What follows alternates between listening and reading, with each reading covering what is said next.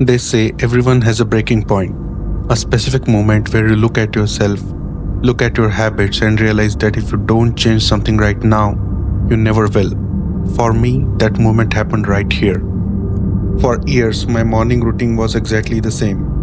I would walk out of the door, stand at a crowded transit stop, and wait for the bus day in, day out, 16 kilometers to the office, sitting in gridlock traffic, mindlessly scrolling through my phone, feeling completely drained before my workday even started.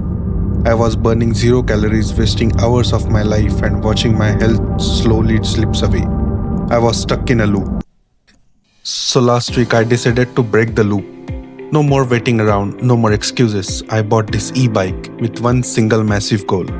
Completely swap my daily bus commute for 16-kilometer ride to work and use the daily grind to transform the body from the ground up.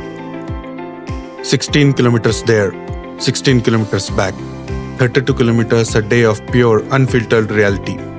I didn't know if my legs could handle it. I didn't know how the traffic would be. And honestly, I didn't know if I would regret it immediately. Welcome to the week 1 of 99.9 to Lean. The talking is over. Let's ride. Monday morning, day 1. Honestly, I felt like a superhero. The momentum was pumping. The morning air was crisp and the electric motor on the bike made me feel invincible. I was flying past the exact same transit stops where I used to stand shivering or waiting in the rain. For the first 5 kilometers, I was thinking to myself, why didn't I start doing this years ago? This is easy, but momentum is a funny thing. It tricks you into thinking a challenge is a walk in the park, and 16 kilometers is definitely not a walk in the park. By kilometer 12, the honeymoon phase was officially over. My quads started locking up, the headwind picked up, and every minor incline felt like climbing a mountain. When I finally pulled into the office parking lot and locked up the bike, my shirt was soaked. My heart was hammering and my legs felt like jelly. Sitting at the desk for the next 8 hours, all I could think about was one terrifying realization. I still had to bike 16 kilometers all the way back to the home. If day 1 was a lesson in humility, day 2 was pure survival. I woke up on Tuesday morning, swung my legs out of the bed, and immediately winced. My calves and quads were completely swollen, stiff and screaming in protest. The initial excitement from yesterday was completely gone, replaced by pure physical dread. I sat there staring at my coffee mug, looking outside at the morning commute, and every single part of my brain was begging me just to give up. Walk to the corner and take the bus. It would have been so easy to make an excuse on day 2. But that's exactly how you stay stuck in the 99.9. Transformation doesn't happen when you're motivated. It happens when you're miserable, but you do it anyway. I pulled up my health app, looked at the numbers I clocked on day 1, and reminded myself why I started this channel. I grabbed my gear, turned on the display, and hit the road. Day 2 wasn't fast, it wasn't pretty, and my legs punished me for every single rotation of pedals.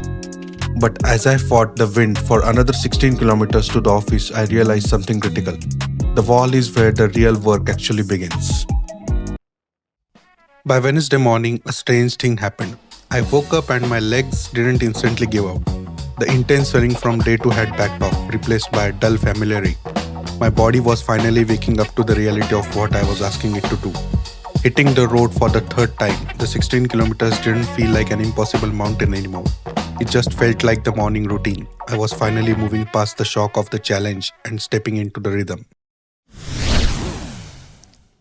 And that's when the mental shift truly clicked.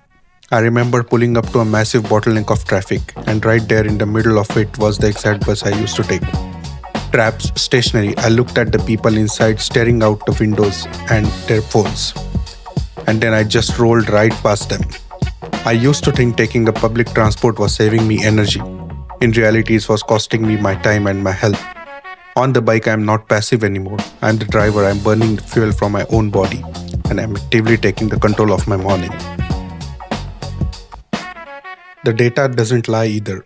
Checking my health app midweek was the ultimate motivation boost. Seeing hundreds of active minutes unlocked and thousands of calories burned before I even sat to check my first work email. That is a feeling you can't buy. By the time I arrived at the office on Thursday and Friday, I wasn't the sluggish commuter who needed 3 coffees just to wake up. I was energized, sharp, and focused. The 16 kilometers hadn't changed, but my mind definitely had. This is exactly what 99.9 to lean is all about. It's about taking the mundane, boring parts of your life, like a daily commute, and turning them into a weapon for personal transformation. The first few days tore my legs apart, but by the end of the work week, the bike felt like an extension of myself. But the week isn't over just because the office is closed. Week 1 is officially in the books, and the foundation has been laid. If you are ready to see the real raw numbers, the total weight loss, and how the body adapts in week 2, make sure to hit that subscribe button right now. Drop a comment below and let me know what's your excuse for not starting today. Thanks for riding with me, and I'll see you on the next mile.